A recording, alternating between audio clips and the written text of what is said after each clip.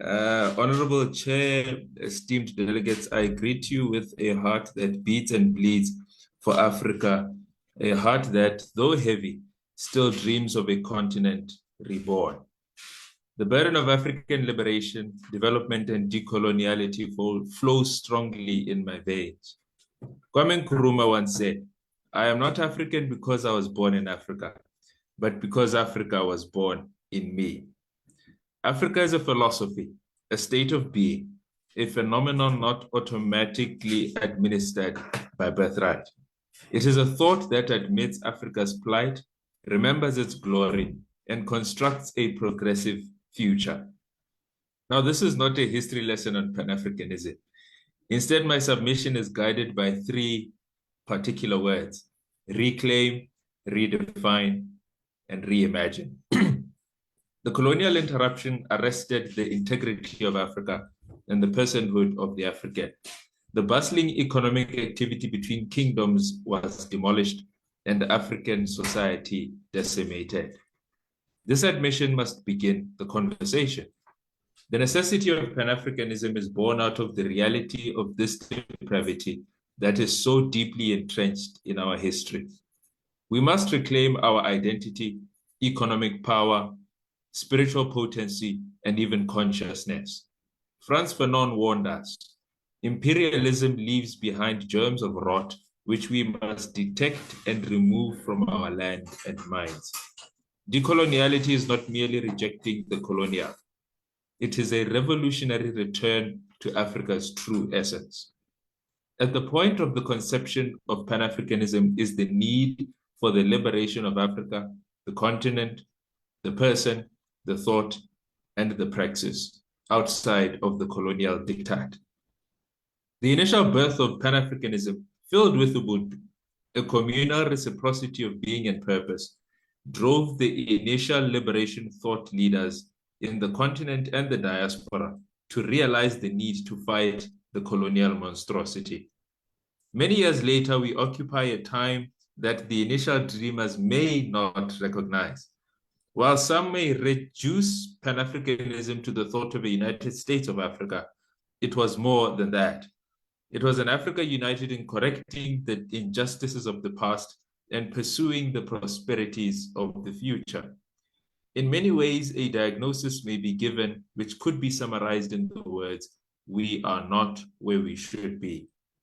This reality prompts reflection on the past, present, and future of Pan-Africanism.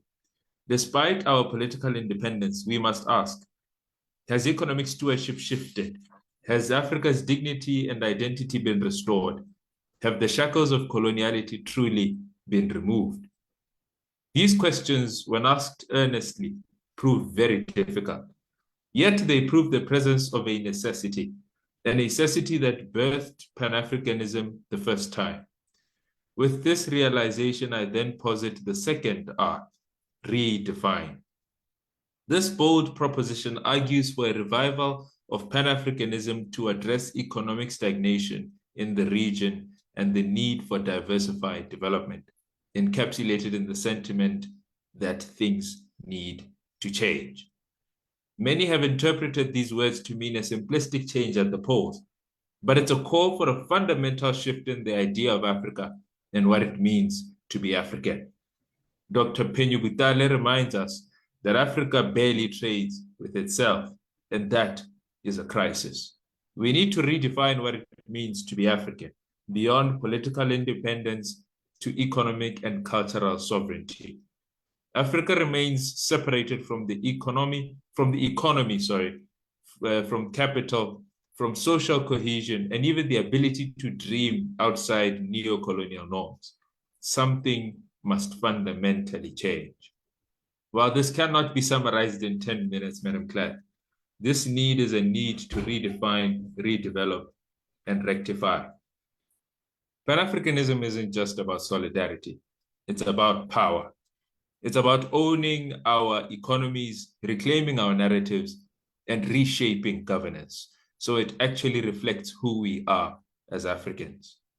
True governance isn't inclusive if it still operates from frameworks that don't center our realities, our philosophies, and our people. Pan-Africanism is not just an idea to debate in halls.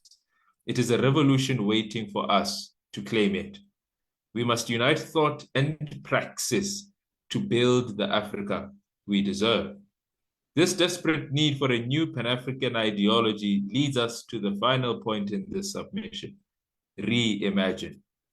A deliberate investment in cinematic and literary expressions of our culture showcase the beauty of Africanness. Our arts, our music, our sports are not just entertainment. They are how we tell our stories, shift global perceptions, and reclaim our space in the world. We've seen it through our artists, athletes, and storytellers. This is cultural power, and cultural power is political and economic power. Deliberately infusing our fashion industry with our heritage will shake the global fashion industry norms. Imagine if every young African creative had access to a continental fund, not just to create, but to own their work. What if sports became a tool for diplomacy, opening doors for economic mobility and political influence? We need to make Africa impossible to ignore. Support for the creative sector is an investment in the regional economy, as it directly impacts tourism, mining, education, and trade, among others. Transforming the creative sector could positively affect these adjacent industries and enhance the Southern African economy overall. Imagine with me, Honorable Chair, a SADC where a young storyteller can submit their story to an Afroflix. Imagine a sports industry when well-funded positions Africa as a dominant global force.